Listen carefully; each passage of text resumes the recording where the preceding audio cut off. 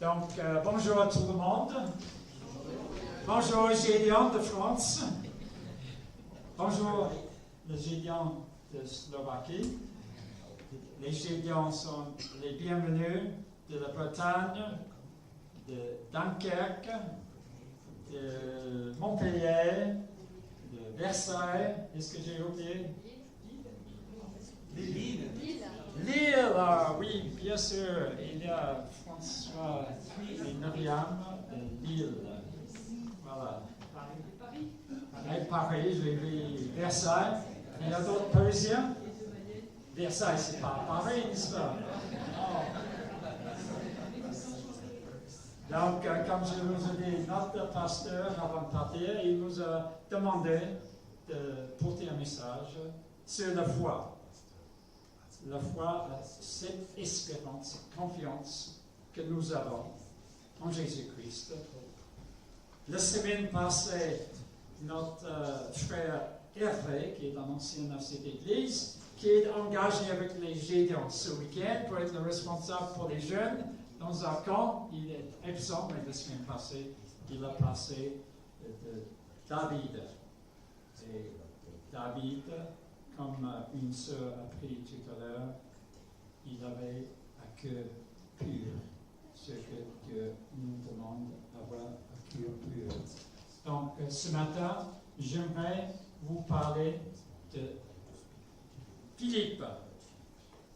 Pas Philippe l'apôtre, mais Philippe l'évangéliste.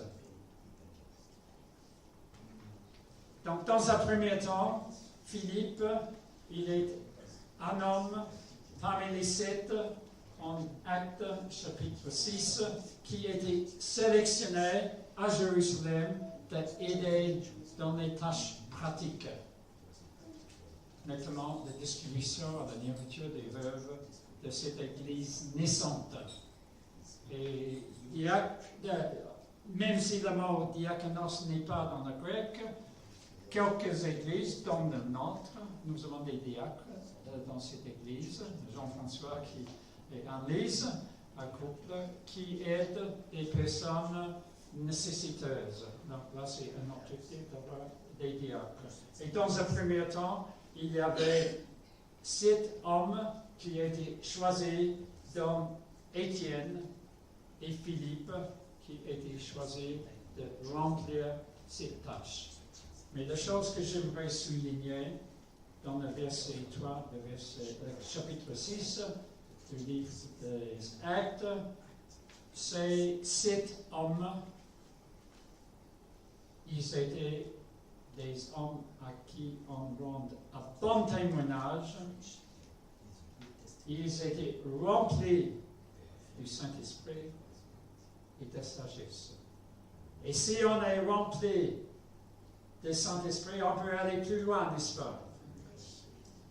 Dans un premier temps, Philippe, il était un diacre, il remplissait sa fonction en tant que diacre. Donc, c'était un ministère très ciblé dans un premier temps. Le récit du livre des Actes parle ensuite d'Étienne, le premier dans la liste, et Philippe a été le deuxième dans cette liste. Et Étienne, vous connaissez l'histoire. Qui ne connaissait pas l'histoire d'Étienne? Dans le premier martyr de l'Église, un homme plein de foi. Il avait de foi, il avait un bon témoignage, il était rempli du Saint-Esprit et de sagesse. Étienne, vous connaissez l'histoire. Le peuple ne voulait pas accepter le témoignage des chrétiens à l'époque, donc ils avaient organisé des émeutes et par la suite, Étienne, qui a donné un grand discours dans le chapitre 7 du livre des Actes, et à la fin, il a été lapidé. Et il y avait une grande persécution à Jérusalem à cette époque. Philippe, il a quitté Jérusalem. il n'y a pas beaucoup de détails, mais on sait que les apôtres sont restés à Jérusalem.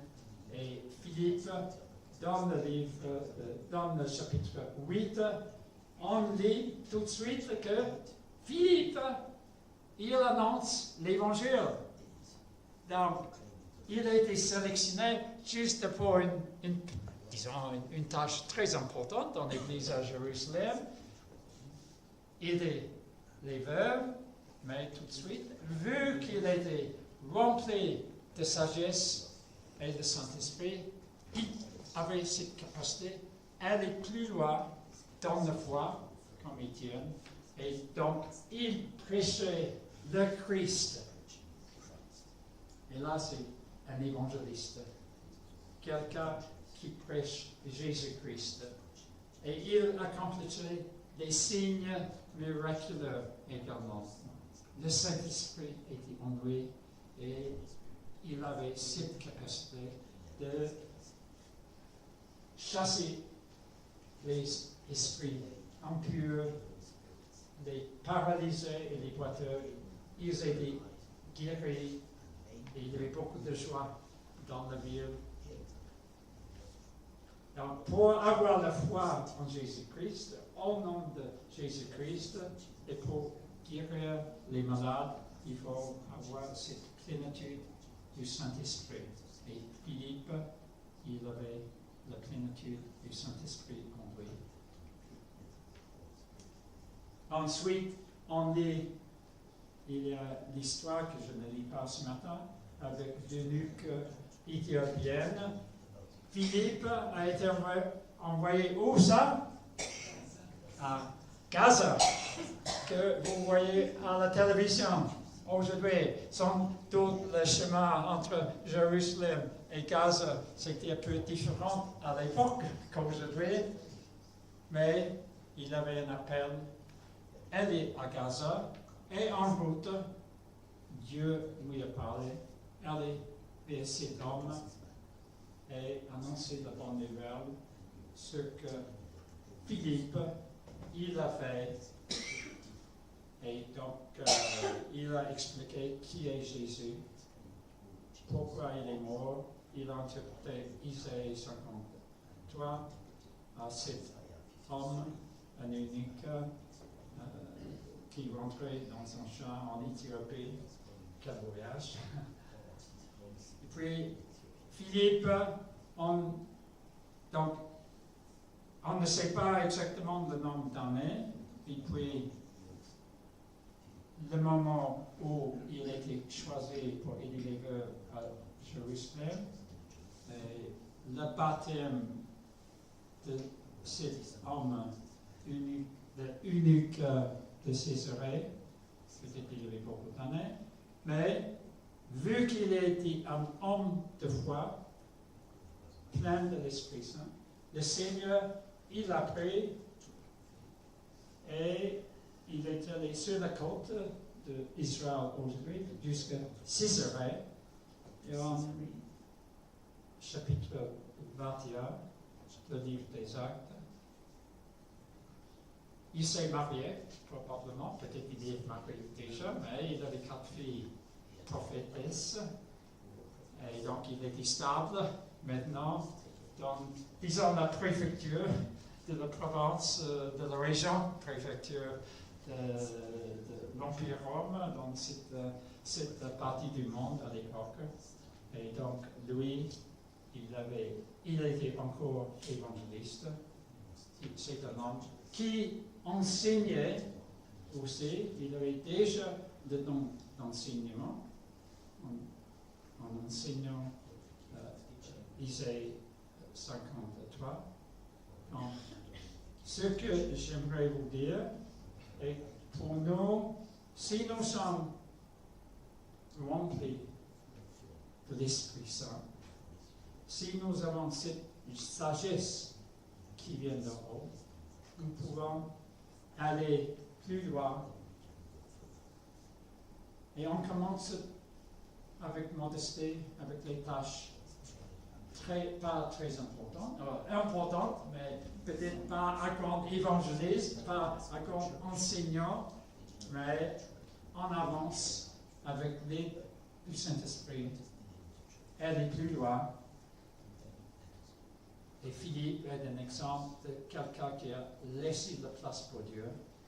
Parce que si on vous dit, il faut aller à Clermont-Ferrand, il faut choisir la route.